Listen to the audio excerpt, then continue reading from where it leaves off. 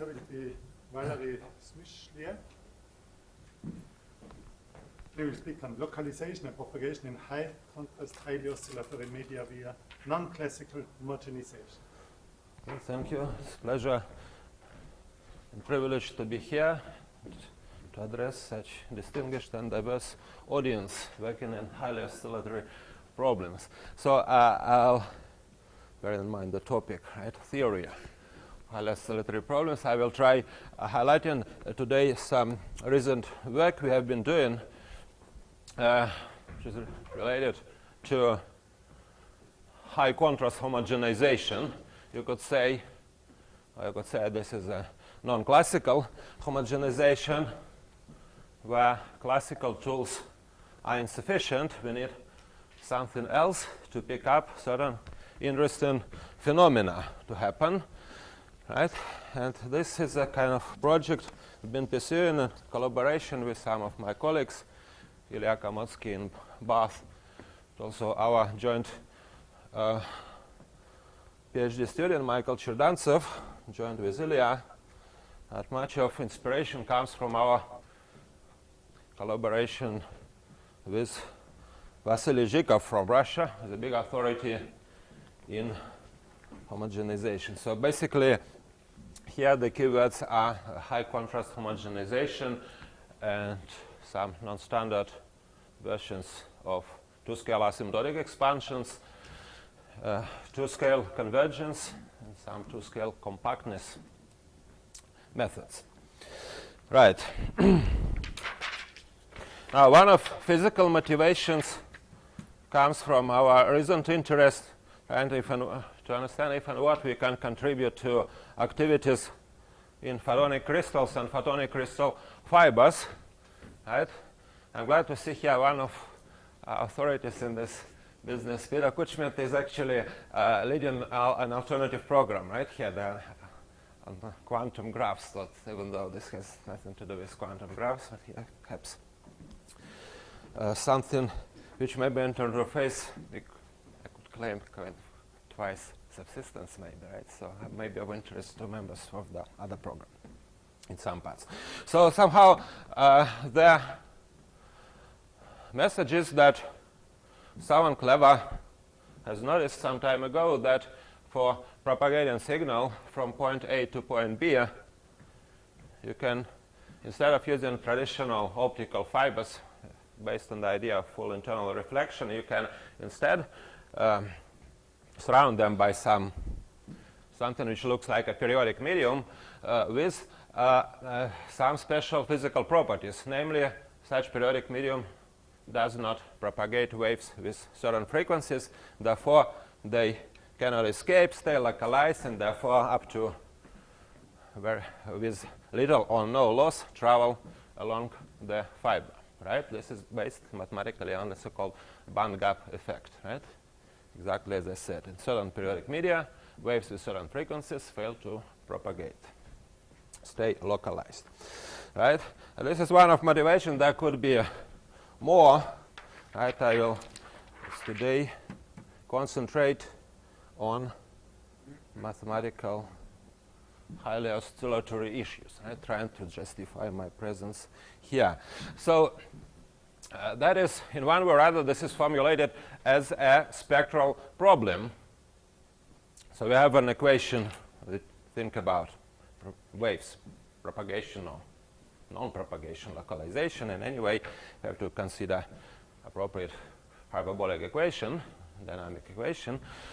So, and if we restrict ourselves to time harmonic motions, right, then we, of course, end up with equations of a spectral type. So here, I haven't started introducing small parameters yet. Be patient, but I will soon, right? However, you notice that here I may have, depends, okay, I'm in acoustics. Natalia Babic told us about membrane theory. Mathematics is more or less the same, or electromagnetics with appropriate polarizations.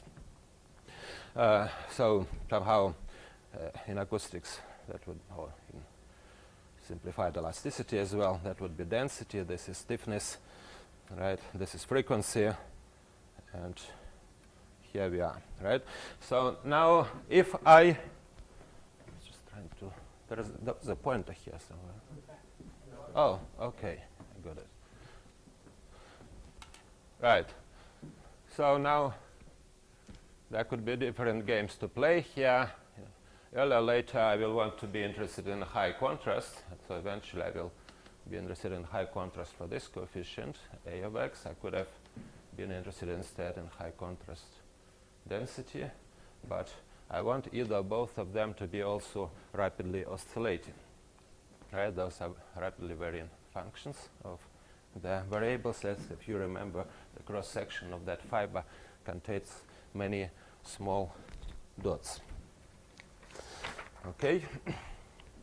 So incidentally, even if in that particular application, even if you didn't have a high contrast in that case it would be optical material, right? In glass and what is it? Air, right? Properties. Then there is still third dimension along which I can do separation, and if I'm sort of close to some critical value for this so-called propagation constant beta, I could get something which looks like a high contrast medium and a cross section, right?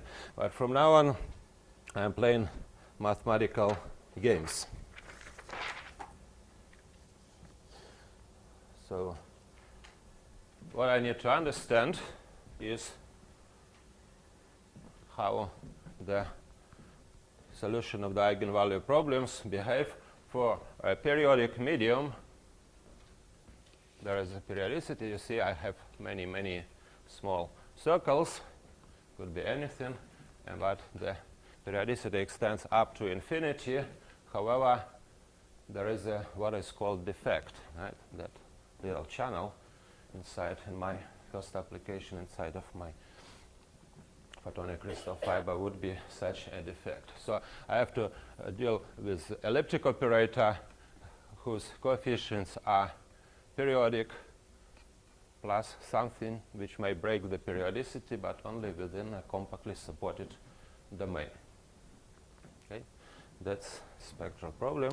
Of course, if there were no defect, it would have been simply Floquet-Bloch theory, right? Periodic coefficients.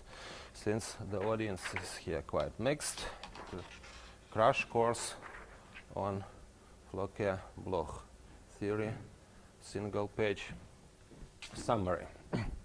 So if I didn't have a defect, I would have had like operator with a periodic coefficients, right? So there is a periodicity cell. I could think I live in dimension n, dn the same thing. So could take it as unity, for example. Okay, then it is known that I could think about the so-called Bloch waves, which look nearly like plane waves, which would propagate in a uniform medium. So here, these are solutions of my equation, right?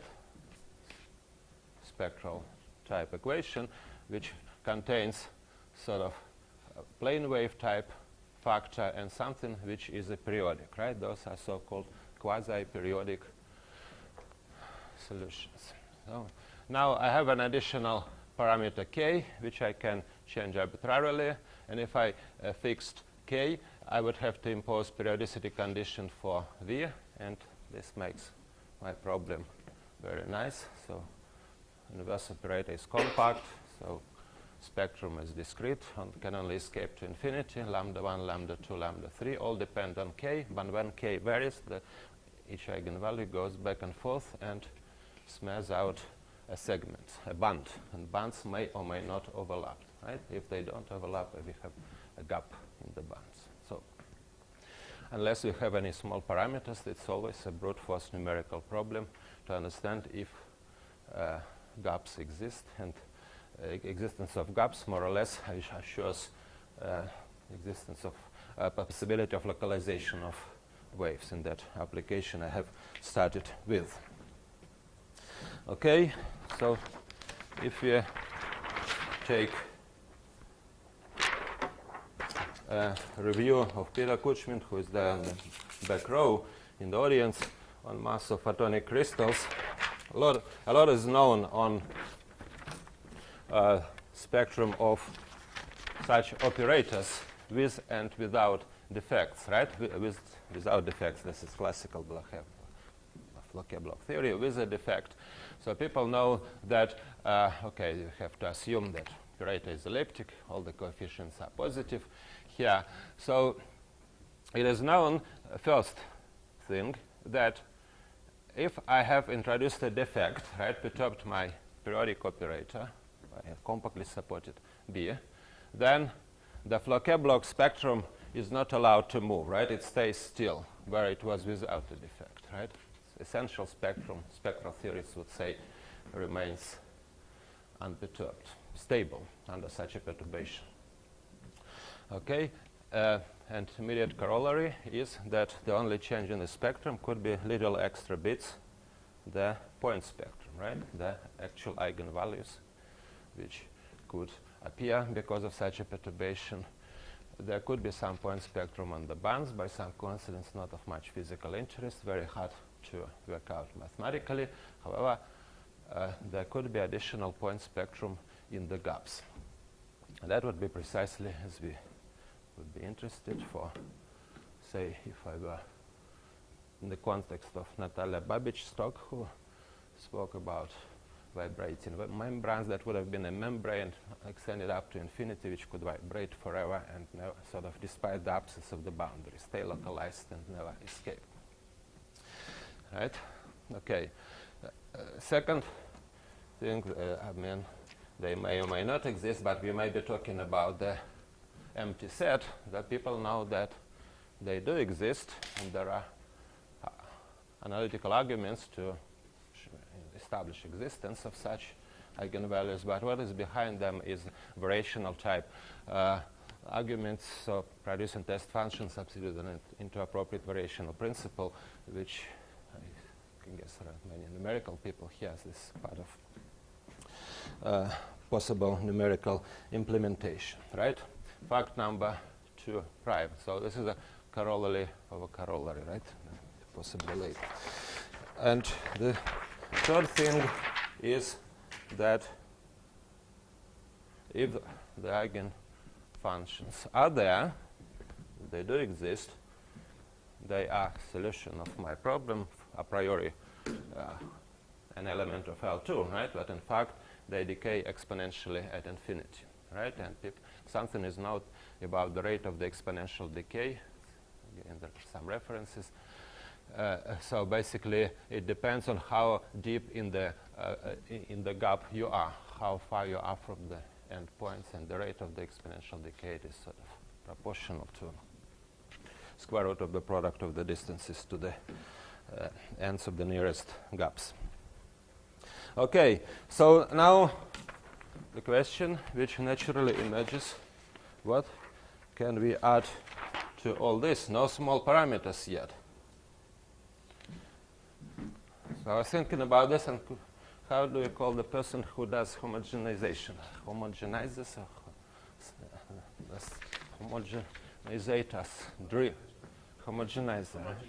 Homogenizer's dream is what these guys are always dreaming about, is to sort of think about a medium periodic. In fact, there is at least conceptually possibility to extend this sort of techniques to non-periodic media. We restrict ourselves to periodic media. So think about separation of scales, right? The oscillation of the periodicity is much smaller than the other parameters involved. Like my defect is order 1, but periodicity is of order epsilon, right? And epsilon tends to 0, right? And if I have read textbooks on the classical homogenization, then I would hope that I will take this surrounding periodic medium, smear it out, replaced by some homogeneous uniform medium, A hom, and hope you'll be able to pick up something which is of particular interest for me. However, here I fail, because as soon as I have replaced inhomogeneous periodic medium by homogeneous, there are no bands, no gaps. The spectrum is, it's kind of Laplace operator crudely, right? That's all positive real axes. Nothing to be talked about. The effect has been lost here, right? Classical homogenization, no use here. However, then the next message is that we do need something instead, which is a high contrast or non-classical homogenization. Before we go into that, however, another crash course on classical homogenization, which is useless for us. However, certain conceptual points of it could be repeated in the high contrast case. To remind you or to inform, right? There have been a few talks here on classical homogenization already. So basically, this is indeed classical picture. We have, in the simplest cases, elliptic operator. So with periodic coefficients, which are described by a function with fixed period, let it be 1, periodicity cell in multi-dimensional case. Okay. So it has to be what is called uniformly elliptic, not allowed to come close to 0, bounded coefficient. Then everything is fine, and the solution, the unique solution for this problem, which exists for every positive value of epsilon, as soon as epsilon starts diminishing, go into 0. The actual solution, should I try putting it here just for difference? Epsilon goes to 0, right? Then the actual solution will converge in appropriate sense. For those who care, it is a weak convergence in H1, W12, Sobolev space, right, to some well-defined limit, right? Which and this limit in turn solves a homogenized problem, right? You just look in the same way, replacing the original highly oscillatory coefficients by uniform coefficients, right? First thing to recall. Second is that this effective or homogenized tensor is also in turn well defined in terms of solution of the corrector problem. There's several people spoke about this. I think yet Huang was the last who reminded to us the background for slightly different application. So we need to solve the corrector problem with periodicity conditions, and then basically it also provides a recipe for computing the homogenized tensor. Right? The details are not that important, perhaps. Then, how to establish this? There are two competing schools, and I will need, for my non-classical story, I will need to take positive sort of experience from both. One is asymptotic expansion school. Second is a compensated compactness crudely, right? The sort of compactness arguments. So asymptotic expansion's approach goes back to 70s, 60s maybe, right? Benson, Leons, Papa Nicolau, Bachvalov, Panasinka, Rash, Sanchez, Palencia, right? So the recipe is simple, right? Seek solutions of a problem in two scalar ansatz. Substitute, rearrange, equate, and see what happens, right? Many of us have gone, if not through this, but through similar procedure, right? And what happens in the end is that one could solve the problem formally. Some people stop there, and that's enough. Maybe for formal asymptotics constructed, those who care to provide error estimates, error bounds, you can use the asymptotic expansion method and prove theorems, right? That the error thereby committed is controllable. In this case, would be in H1 norm, adding corrector to be safe with appropriate regularity assumptions. Again, for the coefficients would be square root. Yet Huang told us, reminded us about this as well. Okay, since I'm not coming from the alternative school, I don't have a slide for alternative approach, which basically is due to Tartar and others, is not to use asymptotic expansions, but to sort of take the solutions of the original problem and use some a priori estimates and to show that they are sort of uniformly bounded in H1, some epsilon independent constant, then there is a Banach-Halaglu theorem up to selection of a subsequence. This thing, therefore, would have to converge inevitably to some solution, to some function independent on epsilon, and then you show that it is actually not dependent on a subsequence, and then you accurately pass to the limit in appropriate weak formulation by selecting oscillatory test functions and showing that this bit will solve the original equation, right? So what is behind this is this fundamental weak Banach-Halaglu theorem, right? Weak compactness of bounded sets. Okay. Right. What is next? Next is that what all we have remembered now is of no use for us. For reasons I have explained, we need something else. And here, small parameters start appearing, and we start playing with them and seeing what happens.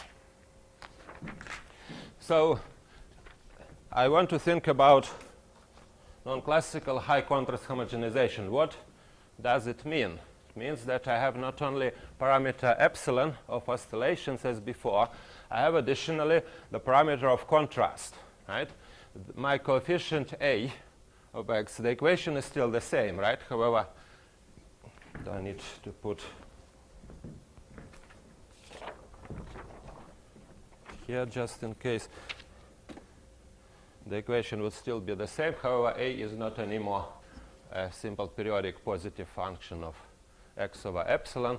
It, even after I have rescaled, A of y can still depend on epsilon, right? In this case, I can introduce parameter delta here. So A of y. So here it is 1, here it is delta, right? And this has to compete with epsilon. And then I skip this, however, again, I could take delta of the epsilon m and see what happens if there are any critical, subcritical, supercritical m, and similar to what Natalia showed to us for somewhat different problems. And there is one, in this application at least, in this respect, it's probably simpler. There is only one interesting critical scaling where the two effects are coupled in a non-trivial way at the macro and micro scale. This is when delta is of order epsilon squared. Right? Or you could set up delta to equal epsilon squared to make life easier. And in fact, if you had another 5 minutes to spare, it would be not difficult to see why it happens, because in a classical homogenization, I start from this asymptotic expansion, and then I conclude that the main order term does not really depend on the fast variable and eventually solves the homogenized problem. However, in a high contrast case, when delta reaches this critical scaling level, this conclusion fails. And what I actually have, it's kind of half fails, right? My function is still function of x only, but I'm thinking in mechanical terms. This is stiff and this is soft. This is a kind of bubble, right? Which could, here, solution still very slowly, my green line, and here it's sort of very fast, right? It's not easy to see by brute force execution of the asymptotic methods. So substituting, rearranging, and this is the effect of this epsilon squared. That is precisely why it is square, right? Where the two things start coming together. And then it appears that instead of this or asymptotic method or anything, I cannot anymore argue about that the exact solution converges in whatever sense to function independent of x. I could only hope that in some reasonable sense it is approximated by function of both slow and a fast variable simultaneously, right? And this is the intuition behind the two-scale convergence, how I understand it. So, and there is appropriate way of adjusting for that bit. Okay. However, before we go there, I could take the asymptotic expansion method, and I can still turn the handle, right? Doing these corrections, I said that there will be a coupling. What it will be,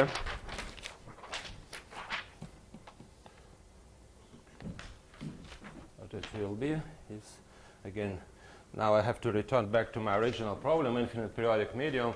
It's a spectral problem, right? A defect that is order 1, that is order epsilon, high contrast, so oscillates, frequency epsilon, 1 over epsilon rather. So formal asymptotic procedure, as I said, and then I observe that, as I announced, after having done this 1, 2, 3 steps, there is a coupling between the two things, and slow and the fast terms. I have not only u naught, I have some extra bit, right? V is the function which varies here, right? Within the soft, you could say, phase, right? And all I could hope is to end up with two equations for two unknowns, right? Coupling fast and slow variables. And this is what indeed happens. In this case, it is, from the perspective of formal asymptotic expansion at this stage, it is formal spectral problem. Then it could be all done rigorous. So basically, I have two unknowns, u naught and v, right? In the defect, it is all homogeneous. How I selected it could have studied from slightly different problem. Now, the outside, there is still slowly variant function. It sort of solves something which looks like porous homogenized equation on the left, right? If I had simply zeros here, it is still okay. Classical homogenization still works, semi-classical if the word were not used for different purpose, right? So porous homogenized matrix, also well-defined entity. However, there is a coupling here, right? There is a, I need to look at the system, right? There is a coupling between u naught and v, right? I have a couple of equations in a slow variable, right? Derivatives with respect to x, and I have equations in the fast variable, right? Details might be not that important, but believe me, there are papers available in public domain, right? Okay, and that is it, basically. Now, on the other hand, I could try arguing that what looks like an awkward long system is in fact a well-defined limit operator. However, this is a so-called two-scale limit operator, right? Because it acts upon a function u naught, which is a function of x and y, function of both x and what will eventually become fast variable y. At this stage, they are deemed to be independent. Okay. So if I looked at this system, in fact, you don't have to be too intelligent to execute this. So you can sort of partly solve it.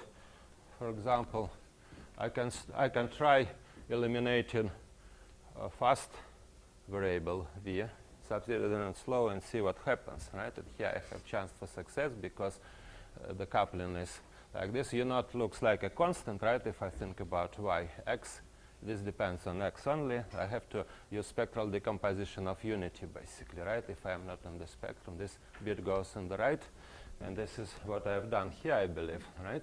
So eliminating v from that thing.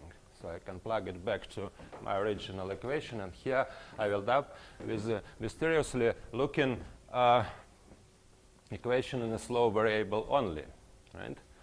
So I have this good old classical, almost classical homogenized tensor, A hom. However, on the right, I don't have simply a spectral parameter entering as it was originally, linearly. Because of this elimination procedure, it will also appear in a highly non-trivial, non-linear way, right? When I start eliminating, I have to use decomposition, right? With respect to, do I have enough information here? So basically, I need to consider functions on this domain, which I believe I have denoted Q naught, right? V must satisfy the Dirichlet condition on the boundary no epsilon. So, and here is a Laplace operator minus better than plus. so which has a spectrum, right? Lambda 1, lambda 2, lambda 3, lambda, so on.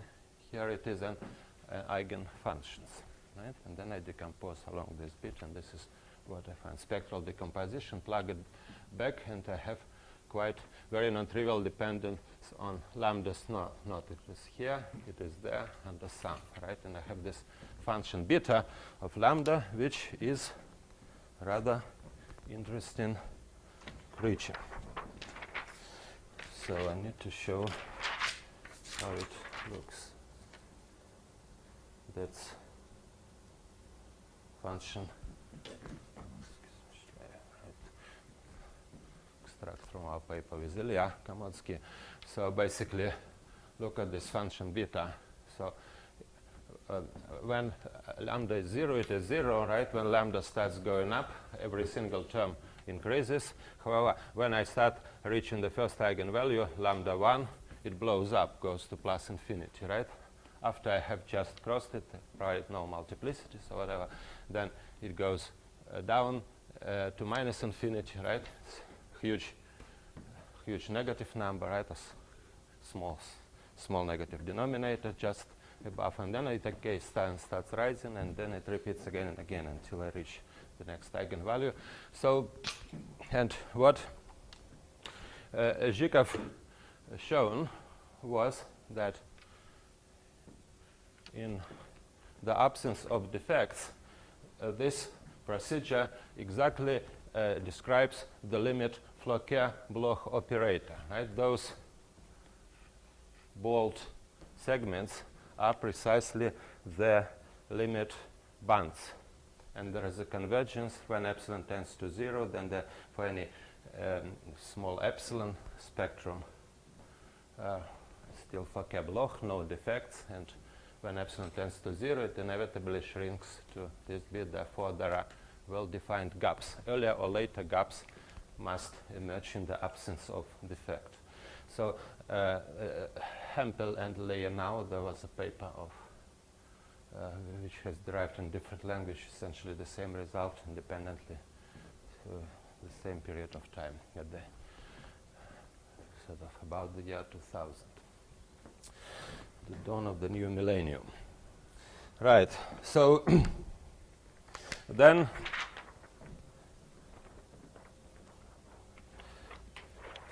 there is a formal asymptotic procedure which basically makes us hoping that perhaps in some sense after we have done that calculation, I end up with some function of two independent variables, x and y, which solves my limit problem with a defect, right? And because if I am in the gap, and if I have that limit problem has an eigenvalue lambda naught, and we have examples demonstrating that this is indeed the case, at least in some particular situations, we're not talking about empty sets, important to know, then I sort of first I would like to hope that there is a real eigenvalue lambda for small enough epsilon living near this lambda naught, the limit eigenvalue. And second, I have already a recipe for producing which may look as an eigenfunction for small enough epsilon. This two-scale thing, I have to replace y by x over epsilon. Again, I have to watch about those regularity things to be careful. So, and this is a sort of which would look like partly highly oscillatory sort of oscillations at several scales, right? Basically, there are slowly varying parts, and there are sort of oscillations only within this phase Q naught here, right? So, and because of the nature of the problem, beta, you remember beta was a coefficient for, crudely speaking, Laplace plus beta of lambda. If beta is negative, then they have exponentially decaying solutions, basically, right? So, suddenly from L2 localized. So, this is all not convincing enough, and there are, and here where machinery works. So asymptotic expansion methods is sufficient to at least to establish about half of the first dream, right? How I know it. And for the other half and for two, I would need this more fancy compactness things, right? So the one way argument goes, I guess it is left to right. If I have found lambda naught solution of the limit problem, then I hope there is at least one prelimit eigenvalue living next to it. This is a problem. This is one main result in a paper with Ilya, which you can find a link in a preprint available at the preprint at the moment. So basically, it is saying that there is at least one eigenvalue lambda naught living near limit spectrum, and we have error bound, square root error bound. Okay, so it's a bit. Do I need focusing slightly or not? Right, square root error bound is there. So idea of the proof is that basically I have constructed, without going into the detail, and detail is quite delicate, crudely, I have constructed a formal asymptotic approximation which sort of solves my problem up to small errors on the right hand side. However, it is sufficient. I need to make sure I'm in appropriate functional spaces and so on, sort of when we truncate to maintain all these conditions at the interfaces. There are too many of them.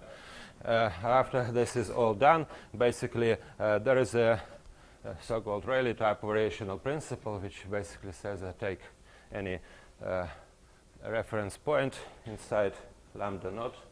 I can take lambda naught as a reference point, the eigenvalue of the limit operator, and I want to show that there must be something else, a bit of real spectrum living nearby. So I plug my approximation into this Rayleigh variational principle, and the fact that it is a formal approximation exactly ensures that sort of this Rayleigh quotient thing is small enough, and you have to deal a lot with the effect of the boundary layer because of the defect, and this is exactly where the square root epsilon appears. Right? This is all part of that story. What? Right. So if sorry if I spoil now in the remaining time very briefly, if I wanted to do, however, the opposite statement, I don't know how to do it using asymptotic methods. I need something else, right? Asymptotic methods apparently sufficient. So basically, within my understanding, the story is this: that formal asymptotic ansatz, I construct something, right? And u naught of x over epsilon, and then I plug into my equations, show that the errors are small in the right-hand side, then something about inverse of the operator, and then I convince myself that there is at least one solution there. Here we have spectral problem. There could be many solutions, infinitely many, right? All the eigenvalues and eigenfunctions. However, asymptotic expansion method doesn't allow me to reverse this argument, right? If I have a solution, then how will I know that for small enough epsilon it should be inevitably of this form, right? And this is where the two-scale convergence to scale compactness helps. So basically, this is a version of that Char-Tar type argument, right, which I reminded to you earlier today, that that is here, right? That as soon as I have in classical homogenization, I knew that solutions are uniformly bounded, and then I could use some compactness lemma here. They are not quite bounded in such sense, but they are still bounded in a weaker sense, in L2, right? Solutions may oscillate, the derivatives may blow up, however, the functions themselves don't. And here, there is a version of this thing, right? I need to put here funny letter 2, and put here, it's two corrections I have to make, right? Sort of weak two-scale convergence to this bit. So now, what is a usual convergence and what is a two-scale convergence? Again, something which... So this is a weak convergence thing, right? The thing oscillates back and forth, but we think that there is some mean about which it goes up and down, right? A way to summarize it is to say that if I take u epsilon, multiply it by any reasonable test function from a reasonable functional space, then it will converge when epsilon tends to 0 to u naught, the limit independent on epsilon u naught of x times 5x for any phi from the appropriate space.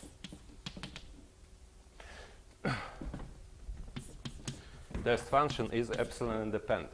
Again, I have to make one single correction. My test, if I make my test function dependent on a fast variable also, right? Then allow for oscillatory test functions, right? Oscillations. Then, and I will have here double integral x and y, phi x y dx dy. So, and this is, well, it's a bit of functional analysis to establish this. However, after you've done it, this puts you on track and you can reverse the argument. So basically, after a subsequence, everything behaves more or less as in this application, at least in the way you want it to behave, right? U naught of x and y. And then there is subtle technical arguments how to proceed with this, and we need to, again, detail maybe is not that important now in the limited time. So then you have to define appropriately the limit operator. This limit operator is some nice self-adjoint operator in a space of functions of two variables x and y deemed independent. So it has its own spectrum. You can establish various things using this machinery, like strong two-scale resolving convergence, right? As soon as we understand what is two-scale convergence, we can talk about convergence of operators, convergence of their spectra, and so on. And this basically, there are some additional technical things you have to talk about, this establish this compactness thing, right? So basically, this allows to reverse the argument and to show that we have exhausted all the possibilities, right? For all small enough epsilon, we understand completely how both the eigenvalues and the eigenfunctions behave, and there is nothing left in between, right? I guess that's where, yeah, maybe I should acknowledge work. I mean, in establishing this, I mean, the technical ingredient was, main technical ingredient is a kind of to show that the eigen functions for every epsilon, I can hope to have an eigenfunction, u epsilon, right?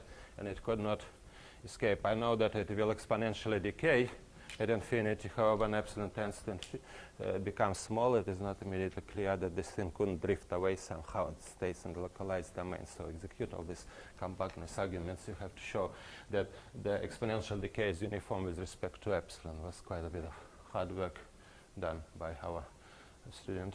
So, and this allows in the end to sort of complete the job. Right, time is up. I was unable to talk about other possible applications. Like here, this is a situation where I talk about localized modes, but I could have talked instead about propagating modes. This is a working project. Again, we had encouraging discussions with Peter Kochman and Vladimir Komotsky, other collaborator. But I guess the message is that as far as theory of highly oscillatory problems is concerned, perhaps what I was trying to advertise today is a set of rather fundamental techniques which may help understanding various unusual phenomena in the limits of so-called non-classical homogenization, where we have both rapidly oscillating and highly contrasting coefficients. Okay, thank you. Thank you. I have a question. question, is there a version of this two-scale convergence in the case of periodic Maxwell rather than looking at single polarization? Yeah, I mean, the two-scale convergence itself doesn't care about equations, right? It's about functions, right? Functions of two variables, x and y, right? So, but when you start applying it to acoustic equations, you need to take oscillatory test functions. You could have done it for Maxwell equations. However, maybe it's the next job for too simple will be for our PhD students. But I guess there shouldn't be no conceptual difficulties. Okay, we should stop the discussion. Thank you once more.